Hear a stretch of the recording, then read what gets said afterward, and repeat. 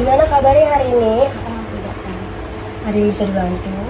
Ya, saya mau menyelesaikan permasalahan dalam hati saya. Boleh. Permasalahan seperti apa? Permasalahan yang membuat sampai saat ini saya merasa kayak terganggu gitu. Mungkin itu bisa dibilang dari trauma masa kecil kali ya. Contohnya kayak gini.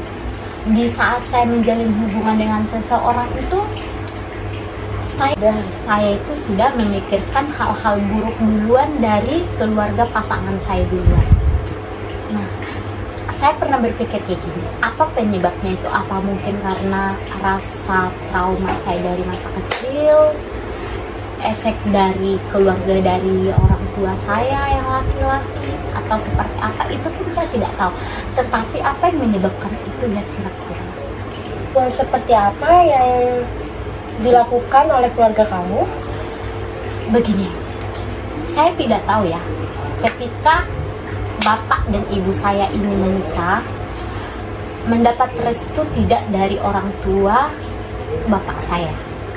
Nah, kenapa saya bilang seperti itu? Karena dari semua anak laki-laki, karena di kita itu orang Batak itu adat yang namanya adat, yang diadatin itu cuma mama saya. Tapi saya nggak tahu dia itu diterima atau tidak dengan baik, atau memang dia hanya cuma memberikan permintaan yang harus diadatin gitu ya. Nah, terus setelah menikah itu mama saya diperlakukan sangat tidak manusiawi begitu. Dan kejadian-kejadian yang sering saya perhatikan itu orang tua saya itu, yang mama saya itu sering dipukulin, bahkan ke kami pun pernah yang dilempar pakai pasir. Terus habis itu yang diusir dari rumah.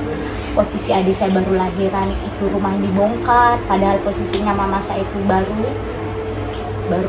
operasi kalau nggak salah ya, yang saya ingat itu dia baru operasi, mama saya belum bisa jalan, rumah dibongkar. Terus saya posisi di situ masih kelas 6 SD. Aku harus berusaha menggendong adikku yang masih bayi umur 3 bulan. Terus sambil menopang mamaku ke rumah tetangga yang kebetulan saudara saya juga. Tetapi itu tidak saudara dekat, yaitu saudara jauh. Gitu. Dan yang membuat kenangan-kenangan itu masih teringat sampai sekarang, ya karena menurut saya itu terlalu sakit gitu kan. Terus masih banyak sih permintaan maaf itu datang dari mereka, udah ada puluhan kali, tetapi berlanjut sampai kita dewasa pun itu masih berlanjut. Dan yang ya menurut ibu gimana? Apakah itu termasuk satu trauma yang menyebabkan hal-hal yang ya kepribadian? Perilaku hal itu mengganggu kepribadian kamu? Kalau dari segi kepribadian, menurut saya iya. Sehingga kenapa saya bilang saya perlu berkonsultasi dengan keadaan saya yang seperti ini. Karena yang pertama itu saya menjadi orang yang terlalu tidak peduli dengan perasaan orang lain. Dan yang kedua, saya bodo amatan dengan orang lain, ya hampir sama sih ya. Terus yang ketiga, yaitu saya itu terlalu gampang menarik negatif thinking dari orang lain dan wanti-wanti terhadap orang lain. Saya tidak bisa terlalu percaya dengan orang lain. Karena dari hal-hal itu, menurut saya orang yang meminta maaf sekalipun masih tetap bisa melakukan hal yang sama. Itu emang sangat mempengaruhi terhadap pikiran kamu, jadi negatif thinking ke orang lain. Tapi coba kamu ceritakan satu hal yang membuat kamu sangat-sangat merasa trauma dan tak berpemikiran seperti itu. Yang pertama, waktu kecil itu melihat ibu saya dipukuli sampai darah itu bertetesan dari tangannya. Saya melihat orang-orang itu tidak ada yang membela dia, sehingga itu yang membuat saya tidak pernah percaya dengan siapapun. Dan menurut saya orang-orang itu hanya akan memperlakukan orang dengan baik ya kalau dia dekat, hanya menunjukkan sisi-sisi yang disukai orang lain seperti itu. Dan saya tidak, itu yang selalu saya coba untuk lawan. Kita harus bisa menerima sisi jelek dari orang lain. Makanya saya tidak pernah menunjukkan sisi baik saya kepada orang yang baru saya kenal, karena untuk mengantisipasi hal-hal yang seperti itu. Saya tidak ingin terluka untuk yang kedua kali ataupun yang kesekian kalinya. Mungkin sebagian orang mengira saya hanya mengarang, tapi tidak, ini cerita hidup saya yang sebenarnya. Dan yang paling sadis itu pernah kami alami itu ketika waktu bapakku itu minta supaya kami itu pergi berkunjung ke rumah dari opung atau dibilang dari nenek lah ya, dari orang tua bapakku.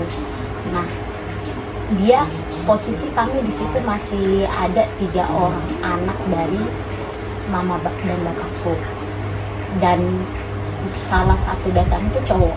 Nah, pada tahun itu aku kalau nggak salah ini tahun 2003 deh kalau nggak salah.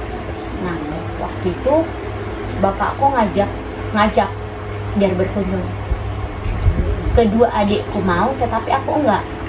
Kenapa nggak mau? Karena mungkin dari kecil ini aku sudah sering perhatiin gitu kan, belum dewasa sebelum saatnya lah.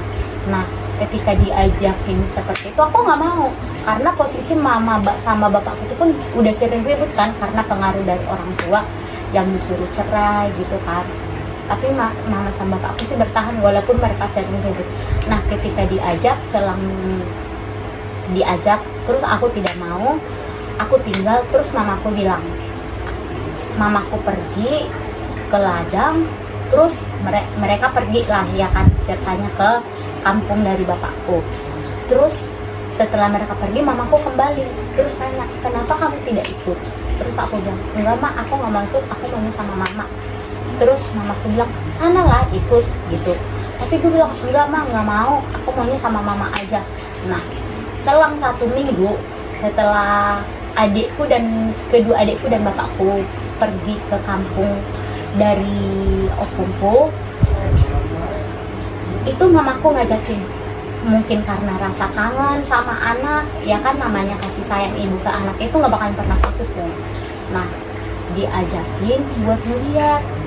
Terus aku dan mamaku pergi, kita nyamperin langsung ke rumah opungku dengan baik-baik ya kan, disamperin.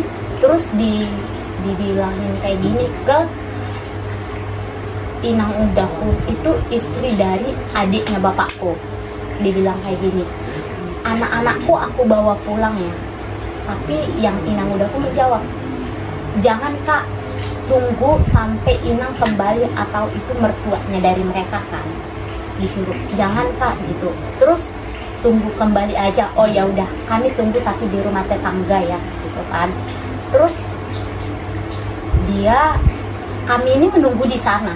Nah, ketika opungku kembali ke rumah, mungkin dikasih tahu sama inang mudaku, terus opungku marah, pulang dengan oh enggak deh, kan masih samperin, Hani masih nyamperin ke rumah, terus minta kayak gini, inang, cucumu kami bawa pulang ya, tapi tanpa persetujuan bapakku, karena bapakku posisinya lagi kerja. Terus opungku bilang kayak gini, enggak ada yang boleh dibawa pulang, kalau kamu mau pulang, tapi tinggalkan semua cucuku gitu kan. Terus mamaku bilang, enggak bisa, ini anakku, dimanapun gue perjuangin gitu kan. Terus ya udah, nggak dikasih, nggak boleh, pokoknya nggak boleh kamu bawa itu cucu gitu. Terus kami pergilah sebentar, tunggu dia pergi dari rumah, maksudnya mau ngambil adik-adik bukan. Terus kami pergi ke rumah tetangga, dan ketika kami nyampe di rumah tetangga itu posisi kejadian di mana mamaku dipukulin pakai payung sampai benar-benar itu. Aku tuh paling ingat waktu itu kejadiannya, waktu opungku bilang kayak gini, biar lu gila, biar lu ninggalin semua gitu kan, biar lu gila. Terus bersekalian lu nggak ada lagi di dunia itu. Tapi mamaku kayak nangis pakai tangan kayak gini kan, ditangis itu yang jadinya darah berceceran. Terus aku kasihan itu di situ ngeliatin mamaku.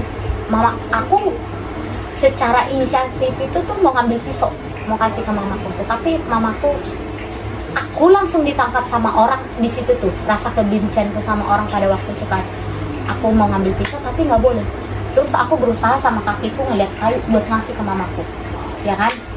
Terus habis itu nggak bisa juga, justru mamaku yang dipegangin sama orang gitu, yang dipegangin. Terus habis itu mamaku, aku diambil paksa sama opung duliku, diambil paksa.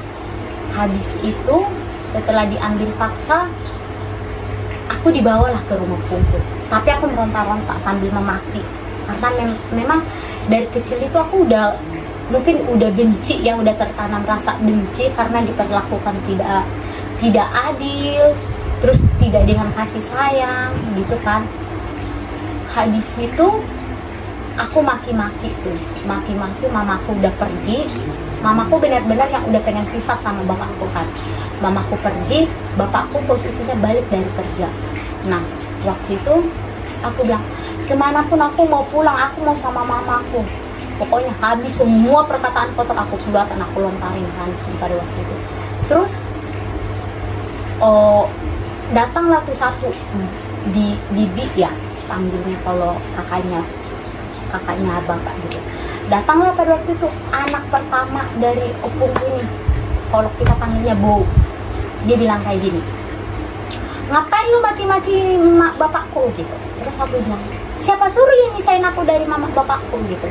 Terus kami kan cuma mau ngambil adikku pulang, kenapa kalian ngelarang, kenapa kami harus dipisahin gitu. Terus dia bilang, ya udah kalau kamu nggak betah di sini, ya udah sana pulang gitu. Gue diusir dong.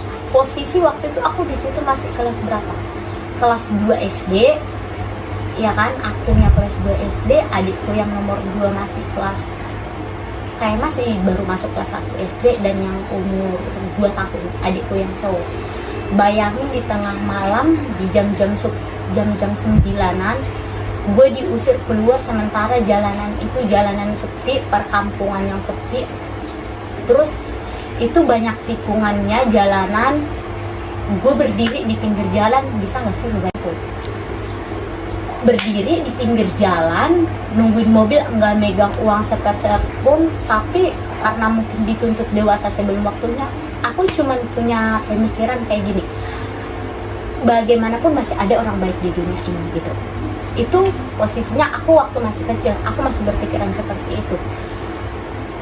Aku berdiri menggendong adikku, satu aku gendong, yang paling kecil umur 2 tahun, yang satunya adikku aku pegang di sebelah kanan gitu kan. Terus nggak sengaja nih, tetangga yang pernah kami singgahin di waktu yang tadi aku cerita, tempat aku menopang mamaku buat di situ, kejadian pertama itu, dia lewat terus nanya, kok kalian berdiri di pinggir jalan? Terus aku ngasih tahu, oh iya, soalnya kami diusir dari situ. Tadi aku itu udah ngajakin adikku buat tidur di rumah yang itu, tetapi mereka nggak mau. Mereka lebih pilih mending kita pulang ke rumah kita aja, nggak apa-apa kita tunggu di pinggir jalan gitu kan. Terus waktu itu emang guruku langsung bilang kayak gini, ya ampun, anak sekecil ini mereka tega buat biarin pulang, bener-bener ngelepasin ini anak kelas 3 SD sama umur 2 tahun ini.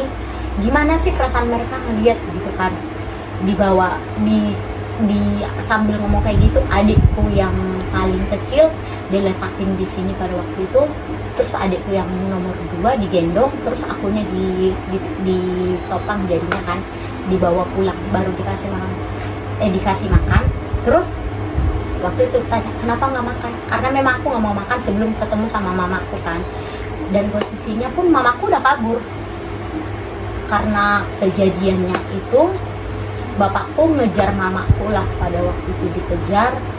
Terus saya belajar untuk mengikhlaskan semua yang telah terjadi. Dan ya seperti insan memang harus belajar banyak. Iya seperti itu. Semoga saya doakan kamu lebih ikhlas